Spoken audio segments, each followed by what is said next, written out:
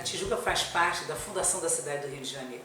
Em 1565, o Estácio de Sá, ele, quando expulsa os franceses, ele vai ter que povoar todo o Rio de Janeiro, porque assim outros estrangeiros viriam aqui invadir.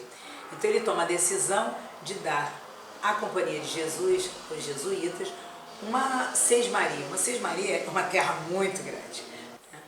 E essa pesquisa foi bem interessante que eu fiz, porque quando eu chego ao século XVIII, eu não imaginei que a Tijuca tivesse tido 2 invasões francesas.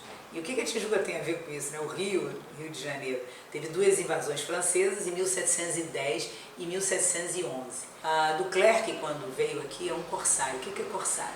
Corsário é diferente de pirata. Corsário divide com o rei, divide com quem te patrocina para você sair do seu país para invadir outro e roubar. Os 2 roubam, mas um tem que dividir. O outro é pirata, é conta própria. Então a gente tem aí, esse corsário francês chega aqui, quando ele aparece na Baía de Guanabara, provavelmente um pescador já tinha avisado a cidade, né, desses navios franceses, e eles vão fugir, não vão conseguir entrar na Baía de Guanabara e eles vão sair pelo mar. E foram parar em Barra de Guaratiba. Por que eles pararam ali? A gente não tem a menor ideia. Mas esses 1000 homens vieram andando de Barra de Guaratiba, andando na Barra, Recreio, esses lugares todos, subiram pelo Grajaú-Jacarepaguá, que é um caminho, né? E eles vão descer e vão dar no Caminho dos Macacos, que é a 28 de setembro. Dali eles vão pegar a Rua São Francisco Xavier e alguns dizem que eles assaltaram a igreja, outros dizem que eles apenas ficaram dormindo na igreja. Dali eles vão pegar Doc Lobo. Essas ruas não existem, são caminhos, tá? E aí eles pegam Doc Lobo, seguem Doc Lobo Rio Comprido e vão subir em Santa Teresa. Quando eles chegarem em Santa Teresa, que eles estiverem lá já, a cidade já está preparada para uma guerra, né? Para as invasões, proteger a cidade. E aí eles vão perder e o Duclerc vai ser preso. E a França vai saber disso. E a França vai se preparar para uma segunda invasão em 1711, dessa vez com 5.000 homens. Essa invasão vai chegar, só que a Baía de Guanabara estava com neblina, os soldados não viram, né? Os fortes não perceberam, e o Duguay Troyan, ele vai entrar na Baía de Guanabara e vai invadir o Rio de Janeiro. O que essa segunda invasão tem a ver com a Tijuca? Muito. A população vai fugir para Furnas, no Alto da Boa Vista.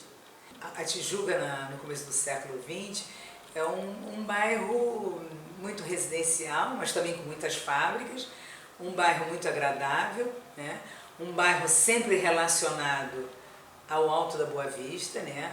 A Tijuca sempre esteve ligada ao Alto da Boa Vista, com uma área de turismo, uma área de você sempre um lugar agradável para fazer piquenique, um lugar agradável para caminhar. É impossível separar a Tijuca do Alto da Boa Vista. Se você perceber, as praças da Tijuca, elas não têm uma igreja na praça, que é muito comum a igreja com uma praça em frente. Nenhuma praça da Tijuca tem igreja, nenhuma. Na verdade, a Praça Sans Pena, ela era apenas um encontro de ruas. E um encontro entre a General Roca e a Conde Bonfim e Desembargador. E ali com aquele terreno, né? Quando ela foi inaugurada em 1911, ela foi reformada e virou uma praça de verdade, e vão dar esse nome muito estranho, né? Porque o general Sans Pena, presidente da Argentina, estava em visita, subindo para o Alto da Boa Vista. E aí fizeram uma homenagem a ele. General Roca, também o presidente da Argentina, que veio depois em visita. Na verdade, a Praça Sans Pena é um encontro de tangos. É um tango. A Tijuca, então, tem origem tupi-guarani, que é charco, alagadiço, né? Mas nós temos outros nomes, como Andaraí, como Iguaçu, nós temos vários nomes indígenas. É um nome que começou na floresta, virou a floresta, a serra, o bairro, esse nome ele foi.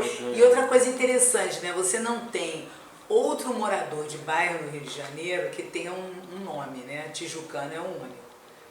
Você não tem Ipanema, Ipananém, não tem, né?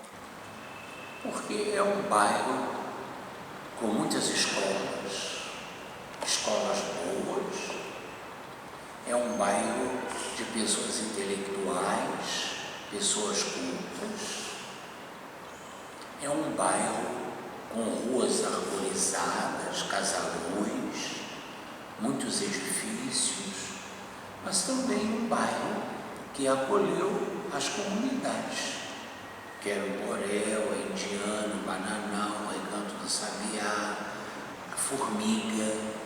As comunidades na Tijuca vão surgir a partir das fábricas. As fábricas vão chegar, vão precisar de funcionários, e esses funcionários vão morar onde se não tinham vilas operárias? Poucas, e quando existiam eram poucas, né? Então as pessoas, para morar perto do trabalho, elas vão ter que subir nos morros, né? Nós temos a Formiga 1911, né? A Formiga foi interessante, quando eu fui pesquisar os nomes, muitos moradores me disseram que parecia um formigueiro, a população, os moradores subindo com lata d'água na cabeça. Eu não acreditei muito nisso, porque a Formiga tem uma cascata maravilhosa, brota água naquela região toda, né? Ali tem essa parte do morro, é muito rica em água.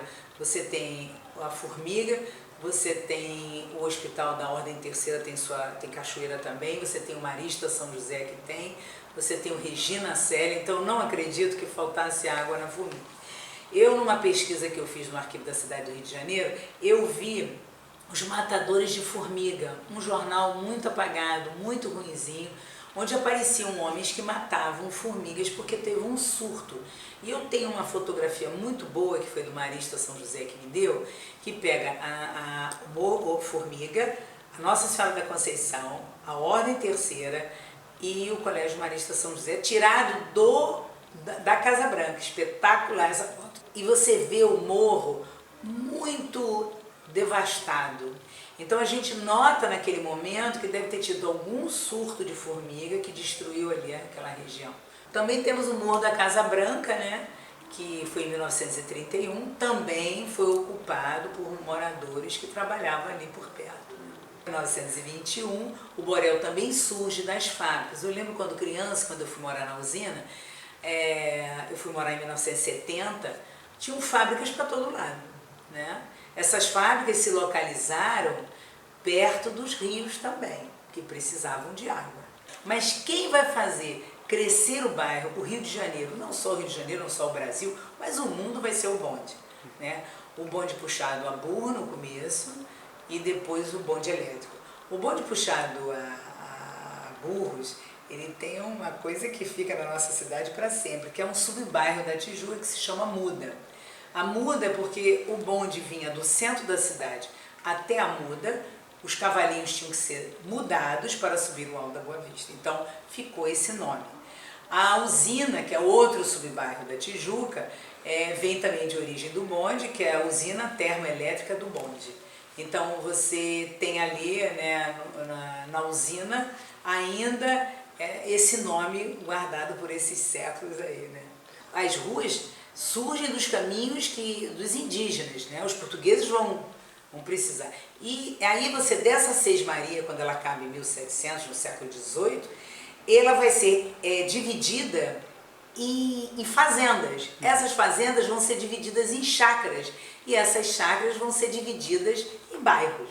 Andaraí pequeno, Andaraí grande. Daí surge a igreja Nossa Senhora da Conceição, que é a matriz, né? Por muito tempo foi a matriz. Sim. Então a gente vai ter matriz no Andaraí pequeno, porque na verdade esse nome Tijuca vai aparecer depois. Você vai ter o Andaraí grande, o Andaraí pequeno.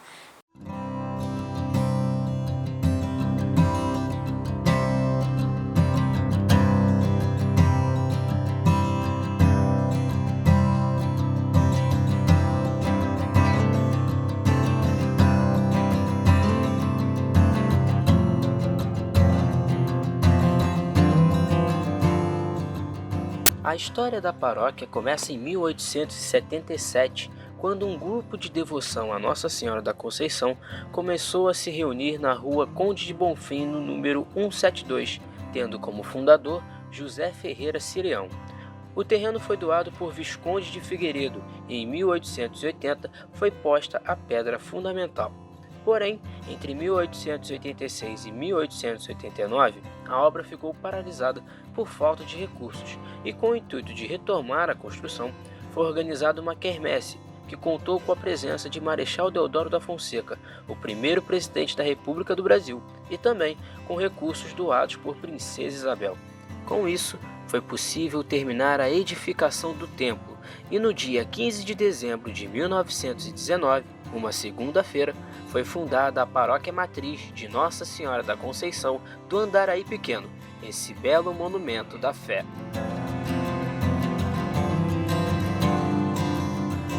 Eu pensei que essa igreja teria sido construída por influência dos franciscanos, porque os franciscanos sempre foram empenhados na proclamação do dogma da Imaculada Conceição. Então eu achava que era alguma iniciativa, mas no entanto, entendi depois lendo os documentos, principalmente o livro de Tombo, que aqui foi iniciativa de um grupo de leigos da própria comunidade, se uniram, formaram uma espécie de irmandade e com esta irmandade então conseguiram juntar donativos, angariar fundos para a construção da igreja. Mas o que chama a atenção é que nesse tempo muita gente formava irmandades, no tempo da colônia, no final do tempo colonial que foi edificada a igreja em 1880. Mas eles criaram como irmandade um compromisso muito significativo, que era de que quando essa igreja fosse elevada à condição de paróquia, a irmandade deixaria de existir. E foi isso que aconteceu, e por isso ela foi desde o princípio uma igreja da mitra, ligada diretamente ao bispo. Por isso não houve nenhuma dificuldade de que os padres assumissem logo esta paróquia. As igrejas elas foram construídas através de grupos de pessoas, né, que tinham devoção ao santo, então eles se juntavam, juntavam dinheiro, pediam para os nobres ajudarem. Então as igrejas na Tijuca vão começar assim, né? Eu acho que você vê essa quantidade, até uma basílica nós temos na Tijuca, né? Então realmente eu acho que esses colégios religiosos também, né? Esses padres, essas freiras vieram montar colégios católicos, se necessitava mais de igrejas, né? Nós temos uma quantidade de igrejas na Tijuca, um bairro com bastante igreja. Também outra coisa que chama a atenção na história da igreja é que em 100 anos eu sou o 7º pároco, então não houve assim muita mudança de pároco durante esse período. Alguns sacerdotes ficaram muito tempo. Apesar dos 100 anos de história, apenas 7 párocos estiveram à frente da matriz da Tijuca. O primeiro foi Padre Henrique de Magalhães, que ficou por cerca de 1 ano, sucedido pelo pároco Zacarias Bartolomeu de Souza e Silva, como mostra essa nota do jornal A Cruz, filiado à Igreja Católica, o desejando boas-vindas. Foi sacerdote da matriz por 8 anos e meio. Logo depois, viriam os padres Viriato Moreira e Monsenhor José Joaquim Lucas, que permaneceu até 1965. Ainda na lembrança de muitos paroquianos, Cônego Honório Joaquim de Moura, logo após assumir o posto que ocupou por 21 anos, sendo substituído por Padre Ricardo Pereira Calvo, que esteve por 29 anos e 6 meses na matriz, o sacerdote com o maior tempo de administração da paróquia. Até que em 2016, Cônego Pedro Nunes de Almeida o substituiu, estando até hoje. Olha, eu não escolhi a matriz da Tijuca. Na época, era o cardeal Dom Eugênio de Araújo Salles, ele quem determinava. Eu estava em Roma e ele então se comunicou comigo dizendo, quando eu estava prestes a voltar ao Brasil, que eu iria para assumir a paróquia Nossa Senhora da Conceição da Tijuca. Eu me senti muito à vontade, muito feliz por eu ser tijucano e por eu ter nascido na região da paróquia de Nossa Senhora da Conceição da Tijuca. Eu não tive escolhas, eu recebi um telefonema do bispo auxiliar, Dom Luiz Henrique, que agora está em Volta Redonda. Ele apenas disse para mim, olha, você vai para Nossa Senhora da Conceição e o padre Ricardo vai para São Pedro. Então, receba bem o padre lá em São Pedro e aceite essa escolha que Dom Arani fez para você ir para Nossa Senhora da Conceição. Eu estava na Sangue de Cristo, tinha 5 anos e 5 meses, eu também estava recente lá. Mas, como o bispo deu essa ordem, eu acolhi e eu conhecia a paróquia como confessor, porque vim aqui nas confissões para Natal e Páscoa. Então, eu nem sabia muito da paróquia, não procurei saber antes. Como era uma orientação recebida, eu apenas obedeci, como deve ser a vida do sacerdote. E aqui estou. Claro que foi um grande desafio, sucedeu um padre que estava há quase 30 anos e ainda iria trabalhar comigo, praticamente, em São Pedro, porque eu sou provedor da Irmandade de São Pedro e ele como capelão da Irmandade de São Pedro. Então, na realidade, além de ser sucessor do sacerdote, eu ainda tinha que ser superior dele. Os paroquianos eu sempre os achei muito bons, comprometidos, assumidos. Era um trabalho diferente, porque havia muita parceria com o Colégio Marista São José. O foco da paróquia era o Colégio Marista São José. E achei, assim, fisicamente, muito deixada de lado, muito abandonada. E eu sou muito crítico, então eu achei muito suja, de muito mau gosto. Tudo assim, sem conservação, sem manutenção. A Nossa Senhora da Conceição, ela sempre incluiu, né? Ela nunca foi de excluir as pessoas, né? Das comunidades, ou as pessoas que moravam na Ponte de Bonfim, né? Nossa Senhora da Conceição, ela tem os frequentadores da igreja, eles moram muito perto, né? Eles vão a pé, na sua maioria, né? Acho que boa parte vai a pé. Ele está muito ligada até a usina, né? Que já é São Camilo, então da usina até a Rua Uruguai, eu acho que é um público que frequenta bastante a Nossa Senhora da Conceição.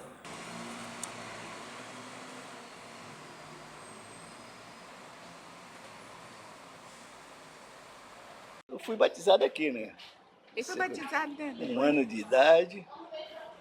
E o falecido meu avô era muito católico, embora ele não aparecesse muito como católico, mas é um senhor, você também conheceu ele muito. É tempo de congregado mariano. Ele foi congregado mariano junto com meu pai, você acredita isso? E meu avô, Seu Trajano, eu vou falar logo no meu, eu conheci mais da vida dele do que ele.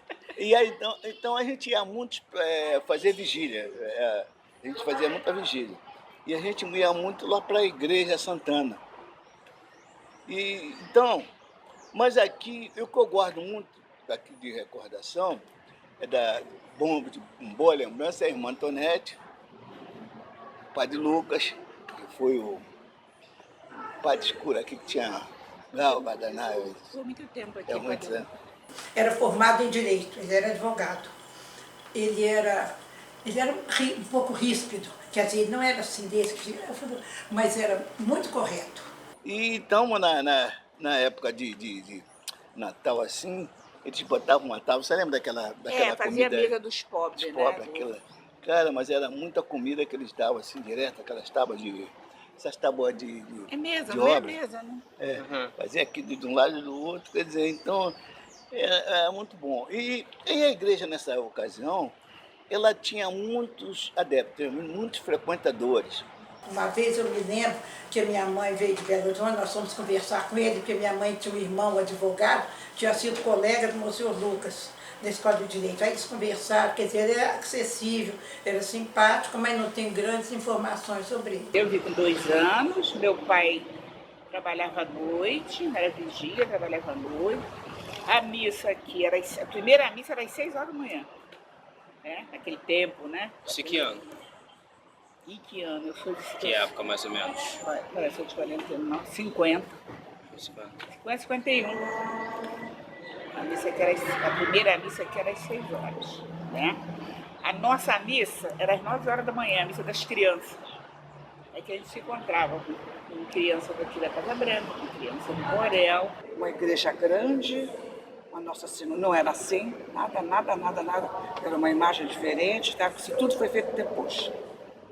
Onde é a atual capela, você entrava ali, tinha mais uma escada que você descia para o salão paroquial. E nesse salão era como se tivesse um palco, né, que as pessoas se apresentavam, de repente faziam algumas coisas. A obra que aconteceu mais depois do Padre Ricardo. Aqui embaixo era um porão. Eu te falei isso, né? Era um porão, a gente entrava por aqui, eu não entendia muito bem. Como é que entrava, né? A gente entrava por aqui e aqui. Aqui não tinha. Era bem fechado e tinha várias divisórias.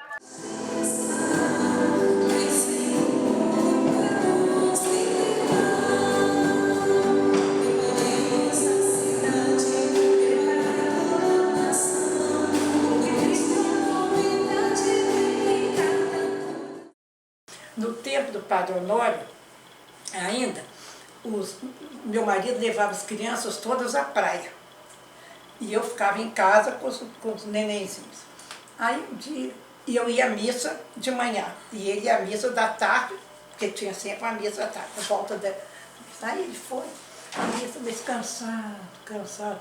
Aí o padre está fazendo um sermão, muito bonito e tal, e as minhas coisas empregadas, tinha 2 empregadas naquele tempo, iam à missa da tarde também. Aí lá pelas tantas, o padre está falando, meu marido deu uma cochiladinha. De repente ele falou, amém! Aí todo mundo olhou, aí as minhas, ô dona Maria, o que o doutor Nilson viu que ele falou amém no meio da missa? Não, mas ele ia com sacrifício, cansado, e todo mundo ficou olhando, acho que o padre vai parar, porque o homem já está falando. E a senhora conheceu o Coro Honório, não foi? Muito, ele é meu amigo. Ele casou minha filha, eu cheguei aqui em 70, minha filha casou em 76. Ele já tomou mais conhecimento da nossa família, já sabia, já conhecia, já sabia o nome, tudo direitinho. E tem uma coisa interessante, ele, depois que ele saiu daqui, não esqueceu da gente. Porque o dia que aparecia na televisão, ele mandou avisar, tudo que ela falou eu posso assinar embaixo. Então ele continuou ligado com seus paroquianos. Mas eu lembro assim, os batizados não tinha reunião, você chegava a qualquer hora e batizava. Entendeu? Você trazia as crianças vestidas, aí ele vinha para batizar, leva lá. Aí ele juntava 2, 3, aí fazia um batizado individual. Entendeu? As coisas mudaram nesse sentido. As crianças não participavam. Elas não participavam da homilia dos adultos. Naquela época você tinha o quê? 12 anos. 12 anos já? É. Então você chegou a acompanhar essas homilias feitas pelos catequistas? Sim. E como é que era? Cara, eu não me lembro muito, mas era mais ou menos, elas contavam umas histórias que elas tentavam ligar com o texto do dia, né? Tinha várias divisórias, né? Que tinha uma sala para catequese e tinha outra coisa aqui, que eu não estou sabendo me expressar Era bem. tipo um depósito? Isso, bem fechado. Lá atrás era uma área vazia, tinha um banheiro, um único banheiro ali atrás, que era muito, muito ruim, o banheiro. Depois que o Padre Ricardo chegou, ele fez umas reformas aí na paróquia em si, foram umas boas reformas que ele fez, né? E fez aquele prédio anexo, acabou com aquele banheiro, não era bom. Fez a quadra. Fez o próprio salão paroquial com as salas a tal catequese. Ficou bem melhor, porque o salão antigo era pequeno, úmido. Então, se você descia lá, você sentia aquele cheiro de mofo. Ali era uma coisa horrível. Tudo era um tipo de um sótão, né? E aí, para poder angariar dinheiro para as obras na parte de cima, ele fazia muitos almoços. E a gente ajudávamos, né? E tinha um fogareiro baixinho e uns panelões grandes, fazíamos ali. Às vezes a gente estava fazendo, passava um rato no pé da perna da gente. E foi tudo com um grande paroquiano, chamava-se Dr. Paulo Roberto Marzulari. Ele foi ajudando e nós fomos fazendo, segundo a planta, a determinação dele. Ele era engenheiro, um paroquiano muito atuante, de caráter, de muita responsabilidade. Assim também ele fez a quadra de esportes, fez aquele prédio que tem o nome dele, não é? Pensando mesmo num pré-vestibular comunitário como foi e que continua sendo hoje. Quando cheguei aqui era um movimento comum, né, de paróquia muito grande, né, muito grande, pessoas de muita idade. É diferente do que eu vi, de onde eu vi, né? Era uma igreja bonita mesmo. Mesmo assim que eu fui para a igreja muito bonita. O Honório modificou muito, sim, porque tinham vários altares laterais. Eu já não encontrei, ele tirou tudo isso. Sim. Não, cada um, eu não posso precisar realmente, mas cada um tinha uma devoção de um santo. Isso produzia uma certa tentação para os fiéis. Eu tenho devoção com São Fulano, então o São Fulano está aqui, e eles iam, às vezes até do horário da meia, para ficar cumprindo aquelas devoções ali. Mas altares muito bonitos, muito bem cuidados, muito bem cuidados. O de se lamentar foi que depois do concílio se descaracterizou muito a igreja, com a destruição dos altares laterais do altar central, porque uma vez que o concílio dizia que a missa não seria mais de costas para o povo, mas de frente para o povo, então o padre entendeu que devia destruir os altares. Isso foi uma violência, porque havia uma riqueza aqui de imagens, de castiçais, um crucifixo grande que ficava aqui no altar. Então isso tudo foi destruído ou passado para outras mãos. Eu não sei dizer exatamente o que foi feito, porque não colocaram por escrito isso que foi feito. Banco, olha, os bancos eram só duas fileiras, o Padre Ricardo colocou agora. Lá dentro tinha altar, de um lado e do outro da igreja. Então ocupava muito O espaço lateral. o espaço, isso. Então tinha duas fileiras de banco, né? De um lado e do outro. E eu lembro uma coisa que acontecia comigo, eu tinha pavor. Era de passar no altar do lado direito, porque lá tinha a imagem de Jesus morto. Eu não passava ali de jeito nenhum. No início foi um tanto quanto difícil, porque nós éramos pessoas muito distintas, o cônego Honório e eu. Não é? Ele era um cearense, eu não. Eu já sou tijucano, carioca, dali do pedaço.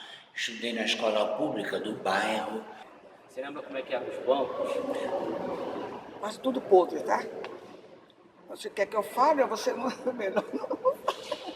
Eram uns bancos comuns, claro, assim, bem deteriorados. E aí teve uma campanha para poder... Uma campanha é isso mesmo. A senhora pode falar um pouco mais como é que foi a campanha? A campanha foi maravilhosa. Nós fizemos a campanha e as pessoas, cada um, foi 140 cada banco. R$140? É. Na época era o que? Cruzeiro? Cruzeiro. O nome da empresa era Farber. Me parece que era esse. Eu desconheço, eu não me lembro. E aí nós ficamos incumbidos, cada um, né? Cada paroquiano. Ele pediu que cada um comprasse um banco. Cada um comprasse um banco. Então nós compramos 2 bancos. E ele ficou, então, ele estava muito assim ligado a nós, né? E aí nós ficamos fazendo o trabalho das pessoas que davam, então a gente fazia o controle, fazia né? o controle, E eu comprei esse e esse. Comprou? Não, peraí, como assim a senhora comprou? Comprei, paguei na hora. A senhora tem a nota fiscal? Não deram. Mas foi assim, cada um de nós deu o que pôde dar, né? Então é por isso que a senhora não sai desse banco? Eu nem deixo ninguém pegar aqui. Então, Você comprou, né?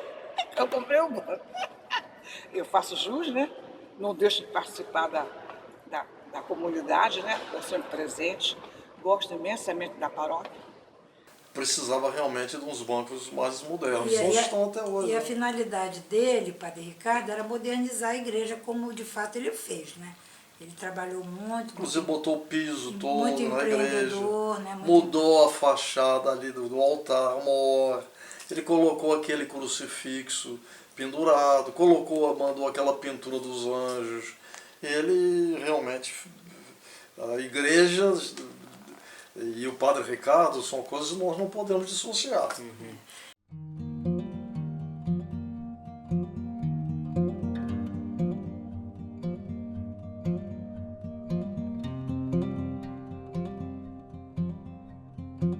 Ele era muito bem acolhido, era um senhor de respeito, de família, um grande educador, pai de 5 filhos, era ministro extraordinário da Sagrada Comunhão, ele sabia tocar muitíssimo bem nas missas, ele era muito responsável, muito honesto, só guardo muito boas lembranças. Paulo Areal foi um benfeitor aqui dessa paróquia, foi administrador, tá? Engenheiro, tanto que o prédio que nós temos lá atrás tem o nome dele, porque ele foi um engenheiro na época. Aí ele faleceu aqui. Ajudou muito o Padre Ricardo nas obras da igreja. Ele era uma pessoa excepcional, muito dedicado. Ele foi responsável por aquela quadra, aquela construção da quadra, aquelas salas dos fundos de aulas, toda aquela estrutura que hoje a paróquia tem, foi o desenho do Paulo Areal. E ele, como engenheiro, ele praticamente orientou toda aquela obra. Realmente foi uma pessoa que a igreja, o Padre Ricardo era muito amigo dele. E a igreja deve muito ao Paulo Areal. O velório dele foi aqui na paróquia. Então, aí botaram o nome do prédio Paulo Areal, em homenagem a ele. Ele tinha 49 anos de idade, muito jovem. Então, porque eu morei lá em cima na usina, então eu participava de missa lá. Depois que eu vim morar aqui no Borel, que eu moro no Borel há um bom tempo, aí eu achei que aqui era mais perto, aí eu passei a frequentar aqui na paróquia. O Albano era português, que tava, essa menina Marinalva sentava lá atrás. Passando por ela, eu perguntei assim, que voz bonita, não quer participar do coral, não? Aí assim que ela começou a participar com a gente. Aí foram me chamando para fazer isso, cantar, sabe? Acharam que eu cantava bem, aí tinha um grupo aqui, né, do seu Albano, Salete, aí me chamaram para cantar com eles. Aí me aceitaram no coral, aí comecei a cantar em casamento, era uma festa, né? Então eu cantei para muitos casais, borda de prata, borda de ouro, casamento de filhos, daqui paroquianos mesmo, sabe? Eu tive essa alegria, tá, de cantar, que era eu e a Maria Helena. Aí depois nós formamos um coral aqui na paróquia, que era o coral Paulo Areal.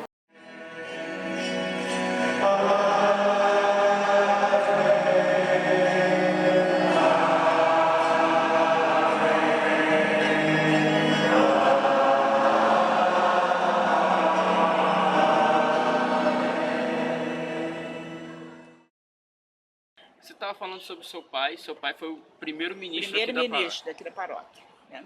O trabalho dele era esse, né? Hoje é diferente o trabalho dele era mais pesado, mas ele gostava, ele fazia aquilo com prazer. Igual eu te falei, que ele vinha para a missa das 6, depois da missa ele só entrava em casa e volta aí de pau, 1h da tarde, entendeu? Além dele levar a comunhão para a comunidade, ele levava a comunhão para os doentes, entendeu? O trabalho dele. Daí ia nos hospitais. Nobre, distinto, de caráter, muito digno, fidedigno, um papai, um vovô, um bisavô, que passava as manhãs de domingo levando Jesus aos doentes, aos enfermos, aos que não podiam sair de casa, aos que tinham muita idade. Fazia as visitas. Ele ia com a minha mãe. Minha mãe, né, teve uma época que andou acompanhando ele para levar a comunhão. Então, o que acontecia? Quando ele chegava em casa, era interessante, depois que ele resolvia tudo, quando os dois chegavam, sentava assim, igual os dois estão sentados aqui, aí começava a conversar. E você guarda até hoje a carteirinha do seu pai, né? Eu guardo, com todo carinho aqui, novinha. E com isso já chegou ela, já chegou o meu outro filho, que é ministro também lá do outro lado. Eu acho que é levado também pela como é que chama? Um segmento, né? O meu pai foi, eu achei legal, também você também.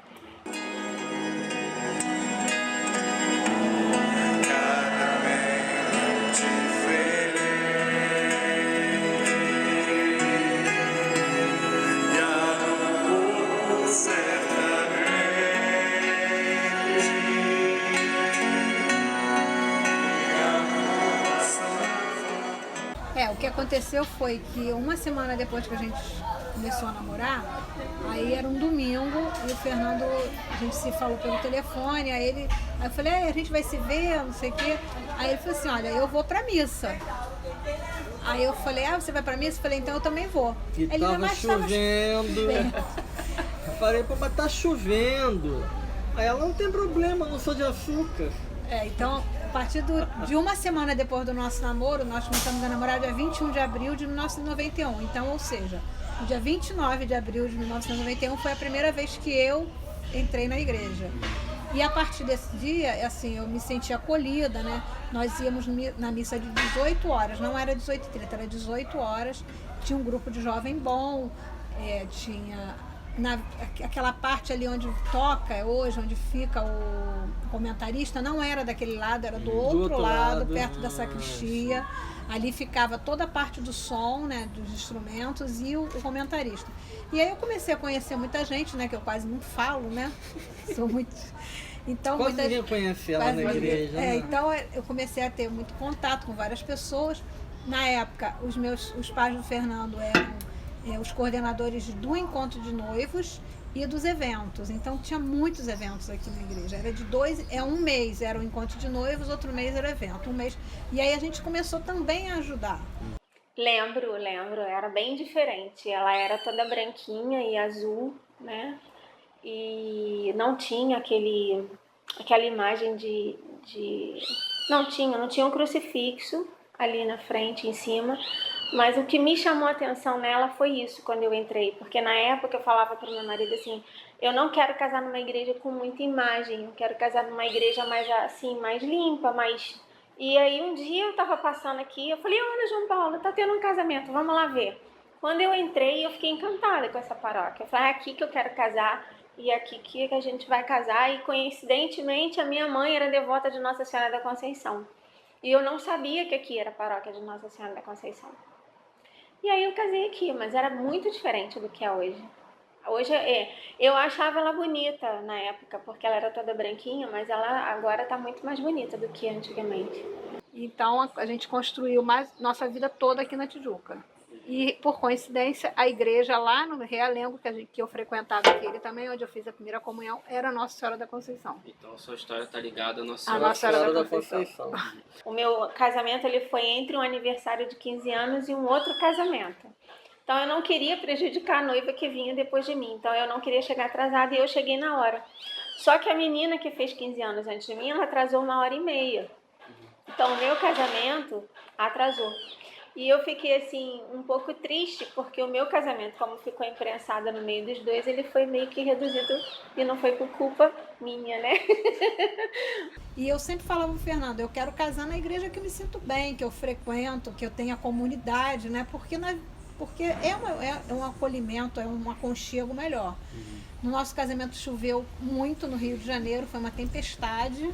Em janeiro, dia 8 de janeiro. Um dia maravilhoso, né? O dia não tinha uma nuvem no céu, sol, 40 graus, e no final da tarde um dilúvio, tipo chuva de verão. Encheu tudo, e aí a Vera, quando chegou, nervosa porque a mãe não chegava, ela falou assim, eu não caso se minha mãe não chegar. Eu falei, mas como assim não vai casar? E o padre Ricardo foi muito bacana com ela, assim, calma, a gente vai esperar sua mãe, vai casar na hora que quando tiver tudo certo. E para tudo isso acontecer, de eu chegar à igreja, né, Avenida Brasil, aquilo tudo, assim, eu louvo e agradeço ao padrinho nosso de casamento, que hoje já está na glória do Pai, mas foi uma pessoa muito importante para nossa vida de namoro e nossa vida de noivado, e foi nosso padrinho de casamento, que foi o William e a Terezinha, né, que ainda é viva, mas o William foi muito importante, porque ele, com aquela alegria dele, com aquela espontaneidade dele, ele em nenhum momento, ele chegou para mim no carro, que ele que foi me buscar em Realengo, né, ainda morava na Tijuca, foi me buscar em Realengo de noiva, ele que me trouxe, e ele o tempo inteiro fazendo brincadeiras, fazendo com que eu não percebesse a quantidade de água que tinha na Avenida Brasil. E depois, um tempo depois, ele falou, Vera, aquilo ali foi uma verdadeira aventura, porque o meu carro boiou. Então, em momentos, várias vezes eu achei que eu não fosse conseguir te trazer na igreja para você fazer o casar. O tapete vermelho que existe até hoje, ele na época era um tapete azul, bem fininho, já estava bem surradinho. E eu lembro que o padre Ricardo falou assim, vou comprar um tapete vermelho e vai ser estreado no casamento de vocês. E realmente, o tapete vermelho que existe até hoje lá, que está lá, no caso, vai fazer 26 anos, ele foi a primeira noiva que pisou no tapete vermelho, fui eu. Monsenhora Luiz, foi Monsenhora Luiz que fez o meu casamento. Assim, ele é muito prestativo, muito gracioso, assim, muito bonzinho, né? Ele fez o casamento nosso e foi muito bonito o meu casamento, assim. Agora, as minhas bodas foram muito mais emocionantes, né? Foi há 3 anos atrás. Eu fiz questão de fazer aqui porque eu tinha me casado aqui, coincidentemente. Eu trabalho aqui, né? Não foi uma coisa que programamos. Então, assim, foi emocionante para mim adentrar de novo na igreja, a igreja que eu casei, né? Mais emocionante também porque Padre Pedro, antes de ser o meu chefe, ele foi meu pároco, então para mim foi tudo muito emocionante. Meu marido chorou de novo nas bodas, como ele chorou no casamento. No casamento eu até falei com ele, falei assim, cara, para de chorar, parece que você tá casando forçado aqui.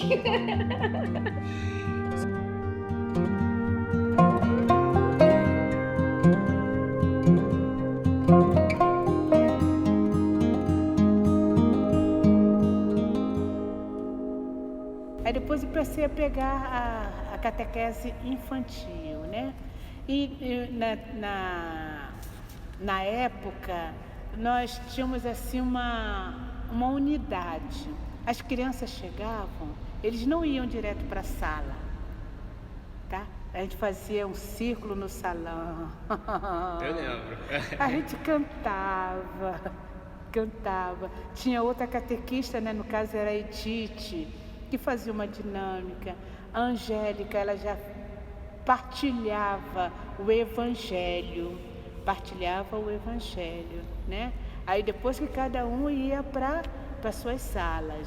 E na época assim que estava próximo à primeira Eucaristia, aí eu já passava as músicas com eles. Então eu tinha que vir a ver 2 vezes no dia, na turma da manhã e na turma da tarde. Eu lembro que a tia Marinalva, ela ainda era catequista e eu enchia muito o saco dela, ficava pedindo para ir no banheiro o tempo todo. porque na homilia do padre, ele sempre ficava perguntando sobre coisas do texto, e quando eu não queria responder, eu ficava com a Marinalva o tempo todo assim, quero ir pro banheiro, mas por conta de fugir. E aí eu lembro de uma vez que a Marinalva olhou pra mim, sossega, garoto, fica aí, ele vai te chamar pra responder e você vai responder certo, acabou. Aí eu, tudo bem, Marinalva, beleza. E o padre era muito exigente, né? A criança que chegasse no 2º ano tinha que ter uma participação maior. Eram eles que liam, eram eles que comentavam, tá? Eram eles que traziam as ofertas, eram eles que faziam as preces, tudo era com criança. E interessante que durante muito tempo, as crianças não podiam ficar com papel na mão. Era telão. Era telão. Então eles tinham que saber ler o que era escolhido para fazer a leitura, né? Que era só 2 leituras, né? A leitura e o salmo. Então a criança tinha que ler bem mesmo. E depois, na hora do evangelho, eles começaram a fazer a sabatina com as crianças, né?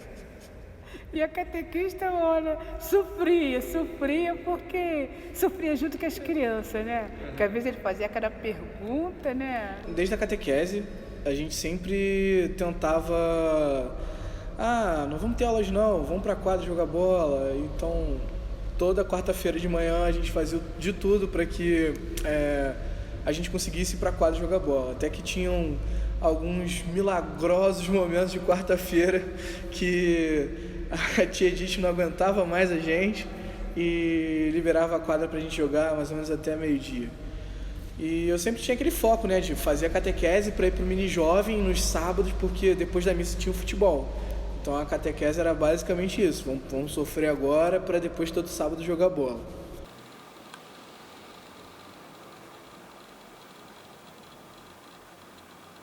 Cara, acho que a palavra que resume é muito superação, porque éramos só 4 e a gente não fazia ideia de onde ia vir o dinheiro para isso. Um dia o meu neto, Tiago, que mora comigo, chegou para mim e disse assim, vamos falar com o padre Ricardo se ele não consegue mandar aos jovens lá para Cracóvia. Eu respondi, Tiago, você está maluco? O padre Ricardo não vai concordar com isso? Como é que vai fazer? A igreja não tem condições disso.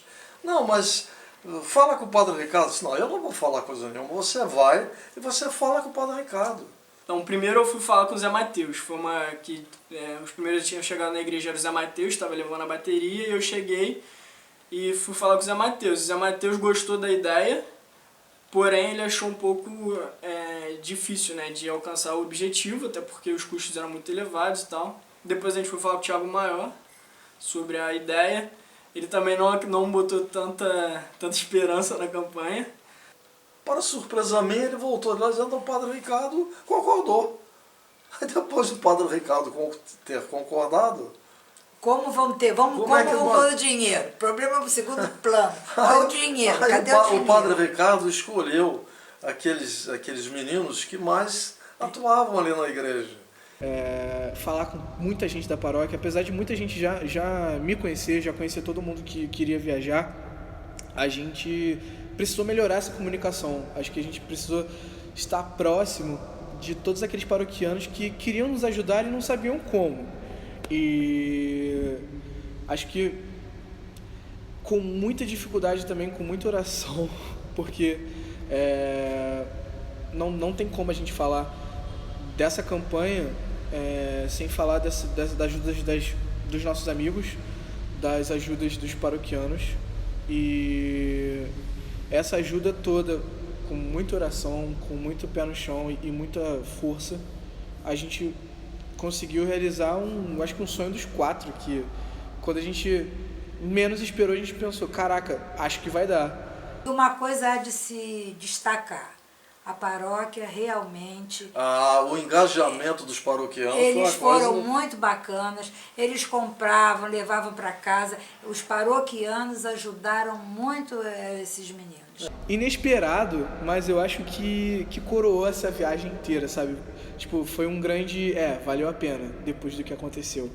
A gente estava voltando já do Campos Misericórdia. Assim, já muito cansados, porque a gente teria que sair um pouco antes, porque nós estávamos num lugar muito longe dos eventos centrais. E a gente sempre chegava atrasado. A gente observou muitos policiais, né, vindo, aí falamos, pô, o Papa deve passar a qualquer momento, né?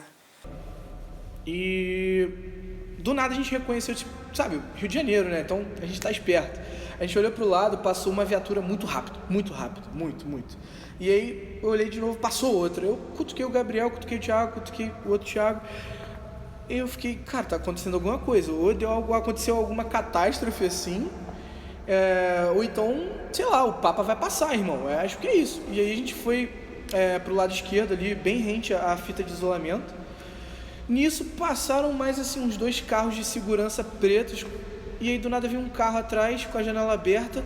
Pronto, era o Papa Francisco. Tipo, não tava passando tão rápido quanto os outros carros, mas estava assim, numa velocidade de que ele realmente nos viu. E como só tinha aquele grupo de pessoas, o nosso grupo de pessoas só tava ali, sabe, na pontinha. Então ele olhou pra gente e nos abençoou e saiu. E aí ele passou, ele dando tchau pra gente, né? Provavelmente ele avistou algum de nós, um gesto, né, de carinho com os jovens, e foi muito marcante. Nisso que a gente, tipo, na hora, minha primeira reação foi assim, olhar em volta pra ver se deve ter alguém que sei lá, um grupo de argentinos, alguma coisa. Não, só tinha a gente ali naquela grama. E aí nisso eu parei e sinceramente eu me emocionei. Tipo, eu parei assim, olhei pra cima e fiquei, caraca, valeu muito a pena, sabe? E eu comecei a pensar na preparação toda, no como a tia Vilma, o doutor Henrique, tia Vera, tio Fernando, a minha mãe e tantas outras pessoas que nos ajudaram tanto. E sinceramente não fomos nós 4 que promovemos esse momento, foram todos vocês que nos ajudaram.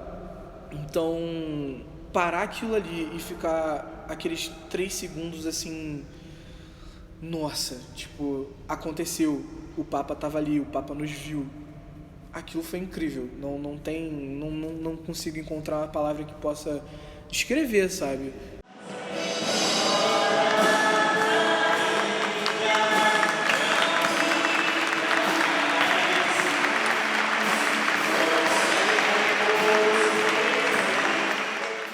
Tinha uma avó muito querida que morava em Ouro Preto. E ela tinha uma filha que morava com ela, porque o casal morava, porque eram só os velhinhos, então o casal ficou morando. E quando nasceu um dos netos, a mãe estava morrendo com hemorragia. E então ela chegou e falou, Senhora da Conceição, toma conta do meu filho, desse menino. E Nossa Senhora tomou conta que ele foi padre e foi bispo. Nossa Senhora da Conceição. E ele tinha um irmão também, Padre Henrique. Então, Nossa Senhora da Conceição, tá vendo? Então é muito impressionante a devoção. A minha avó tinha uma devoção muito grande a Nossa Senhora da Conceição. E Nossa Senhora me chamou, vê minha filha, tem que ser aqui perto, para cuidar. Eu ia muito, e dessa casa, depois construíram um negócio aqui que me atrapalhou. Em cima de mas eu podia ver a igreja bem, então eu sentia a presença dela. Então eu acho que sem Nossa Senhora a família não pode sobreviver, porque nos momentos de alegria e tristeza, a fé é que segura. Nós sempre tivemos assim uma ligação com a Nossa Senhora da Conceição, até mesmo sem saber. Porque, veja, quando eu fui para Angra, eu até desconhecia que a Angra, a padroeira da Nossa Senhora da Angra dos Reis. Em Angra dos Reis, a padroeira da Angra dos Reis é a Nossa Senhora da Conceição. A Vilma, eu conheci a Vilma depois dela ser operada de urgência de apendicite no dia de Nossa Senhora da Conceição. Viemos morar para cá, encontramos a casa que nós concordamos, aceitamos, e enfim, mudamos para cá sem saber que perto tinha a Nossa Senhora da Conceição. Então a Nossa Senhora da Conceição nos acompanha. Quando eu nasci, a minha mãe, no momento do meu nascimento, no momento que ela foi dar à luz, ela me consagrou a Nossa Senhora. Ela olhou para os céus e falou assim, mãe, não tenho mais forças e esse filho não é meu, esse filho é teu. E a partir daí, cara, minha mãe sempre fala para mim que eu não sou filho dela, mas eu sou filho de Nossa Senhora. E isso eu carrego com muito orgulho, muito, muito, muito, muito. Ser filho tem tantas responsabilidades, tem tantas qualidades, tem tantas coisas boas pra gente aproveitar. Então, Nossa Senhora é isso, cara. É a minha mãe e a mãe de todos que estão aqui dentro, a mãe de todos que passam por aqui, sabe? Passam em frente à paróquia e fazem o sinal da cruz. Então, eu vejo ela como uma fonte de um grande amor que está aqui só esperando a gente, sabe, abraçar. E a partir do momento que eu abracei esse amor e que eu vejo todos aqui abraçando, é uma felicidade que não tem como descrever, cara, não tem como. Tudo. Minha vida, meu ser, meu querer, meu comportamento. Nada melhor do que ter a mãe de Jesus e nossa, como nossa padroeira, a fim de que ela continue guardando, protegendo e livrando todos os paroquianos de todos os males e perigos da vida, que ela sempre possa trazê-los sob o manto e encaminhá-los ao seu Filho Jesus, que é o nosso Redentor, o nosso Salvador. A Matriz da Tijuca, para mim, é a minha segunda casa, né? Porque quando eu não estou em casa, eu estou lá. Então, eu não posso dizer que... o que eu posso dizer é que é uma extensão do meu lar. Eu sempre, quando não tenho como ir lá, a gente sente muita falta, né? Da presença, do convívio das pessoas, né? Eu acho que é muito importante na nossa vida, a gente sempre está lá. Que as pessoas que estão tomando a frente daqui sejam firmes, inteligentes, dinâmicos, de coração aberto. Eu sou totalmente convicto que esta paróquia tem um grande potencial, que poderá ainda se desenvolver. Há um campo grande aqui de missão. Então, basta que a gente descubra esse especial dom que o Senhor nos dá de poder anunciar sua palavra, de dar testemunho do seu amor, para que nós possamos crescer em espírito missionário, para dar o testemunho da misericórdia de Deus que é para com todos, que nós possamos estar sempre abertos para acolher. Quando eu estou cantando Ave Maria, é como se ela estivesse ali do meu lado, sabe? Pode dar uma palhinha? Ave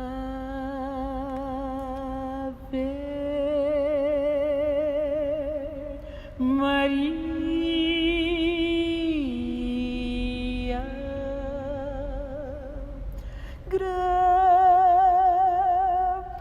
gracia plena,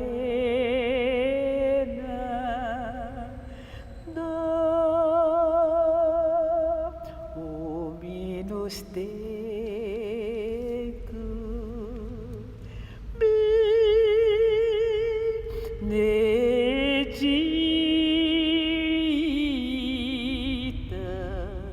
tu in mulieribus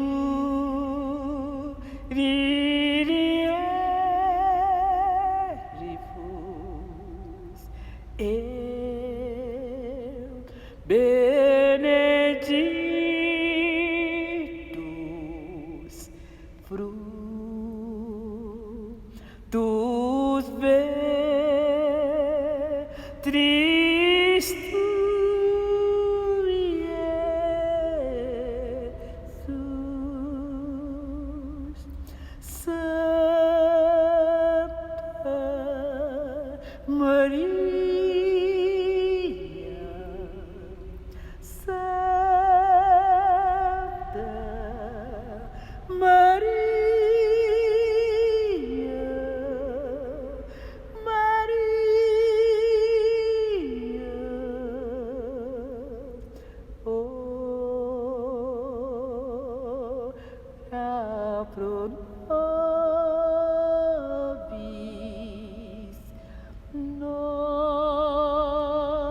bis peccator.